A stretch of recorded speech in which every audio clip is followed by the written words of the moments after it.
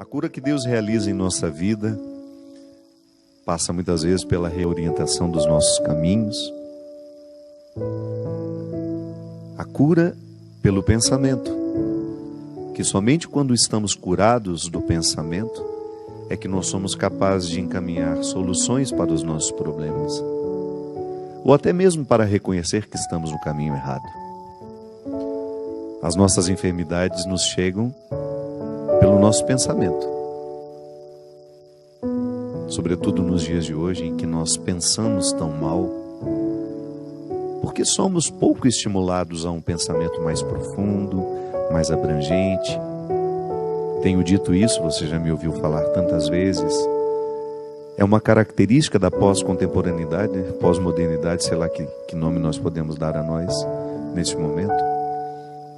Somos muito reativos, pouco reflexivos, e esse excesso de reação é justamente o grande número de estímulos que nós recebemos o tempo todo para termos uma resposta sobre as coisas. O tempo todo nós precisamos ter uma opinião formada, precisamos nos posicionar, né? Ainda que a gente não tenha refletido o suficiente para tomar aquele posicionamento, ainda que a gente nem tenha respostas para aquelas perguntas, nós associamos as nossas reações ao nosso estar vivo. E é tão estranho isso, né? Perdemos a fecundidade porque estamos reativos demais. Você experimenta isso na sua vida e cada um de nós experimenta de acordo com os estímulos que temos. O mais estimulado certamente terá ainda mais necessidade de se posicionar, porque ele está presente em tantos lugares, de tantas formas. Eu vejo pelo WhatsApp, né?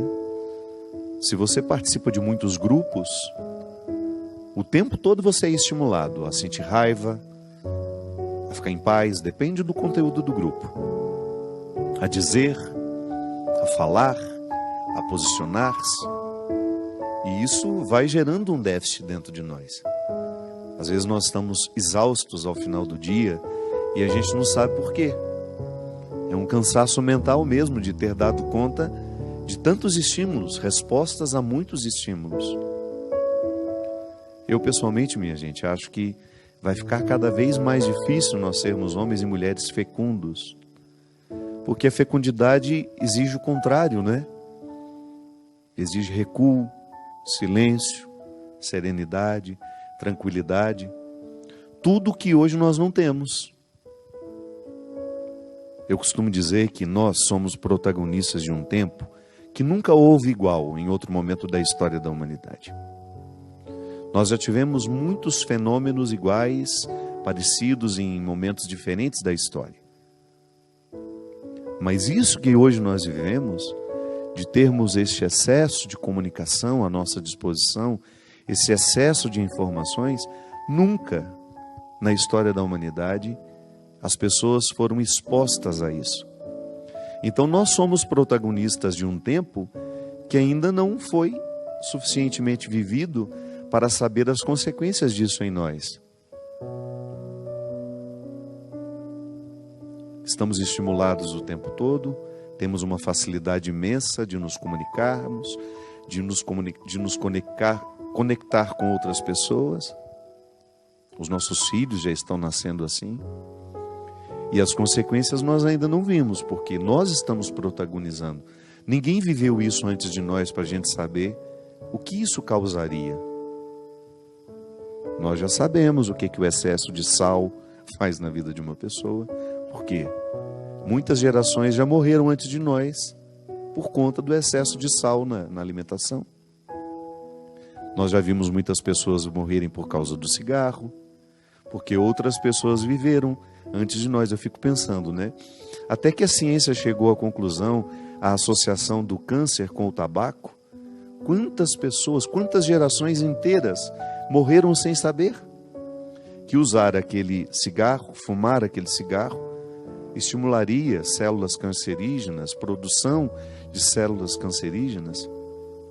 Quantas pessoas morreram por não saberem que o excesso de sal elevava a pressão arterial, aumentava o risco de AVCs, as pessoas morriam disso e a gente nem sabia o que tinha acontecido com elas. Em outros séculos, as pessoas morriam de um fenômeno que é comum ainda hoje, claro. As coisas não mudaram, o sal continua fazendo mal. Só que hoje nós somos conscientes, né? Já avançamos para compreender aquilo que foi vivido antes de nós, com os olhares auxiliados pela ciência. Então nós já sabemos que cigarro mata. Então se hoje eu acendo um cigarro, eu já acendo consciente do mal que ele me provoca. É por isso que é tão estranho, né? O vício é uma mobilização cerebral que nos faz esquecer dos malefícios daquilo que nós procuramos. Então, quando eu estou viciado numa determinada situação, eu fico cego para aquilo que é maléfico no que me vicia. É por isso que uma pessoa, mesmo estando consciente de que o cigarro faz mal, ela acende o cigarro mesmo assim. E continua alimentando um ciclo de morte, porque joga para dentro do corpo o tempo todo substâncias tóxicas que fazem mal. É estranho por que a gente escolhe isso, né? Mas faz parte. O álcool é a mesma coisa. Quantas pessoas morreram antes de nós? Consequências do álcool. Então hoje nós estamos protagonizando um tempo que nos priva, um estilo de vida que nos priva muito da quietude, do silêncio, da concentração. Eu lhe desafio a pensar o quanto você deixou de ler nos últimos tempos por causa do celular. O celular rouba o nosso tempo que antes era da leitura. Eu não estou falando somente de uma pessoa, não. Eu estou falando de milhares e milhares de pessoas que tiveram seus hábitos modificados por causa do celular. Ah, mas eu vejo notícias no celular. Vê de forma muito superficial, né? A gente só lê as chamadas. Dificilmente a gente clica no link para ver a notícia toda.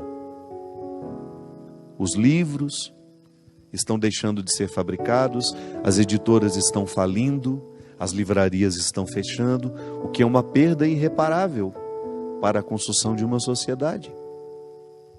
É lamentável que o seu filho não tenha mais contato com os livros da mesma forma como você teve. Gente, eu me lembro que eu, na minha infância, eu escolhia ganhar livros no Natal. No Dia das Crianças, queria me ver feliz, era me dar um livro de presente. Eu fico pensando como deve ser difícil ter um filho hoje que deseje ganhar um livro de presente. Porque nós estamos estimulados a práticas que são diferentes. Não estou dizendo que somos piores ou melhores. Estou apenas dizendo que somos diferentes e que o cultivo desse estilo de vida já está gerando prejuízos em nós que nós já podemos identificar. Uma delas é justamente a incapacidade de refletir sobre aquilo que estamos vivendo. Acho que nunca fomos tão gado, tão mecânicos na condução de nossas vidas como nos dias de hoje.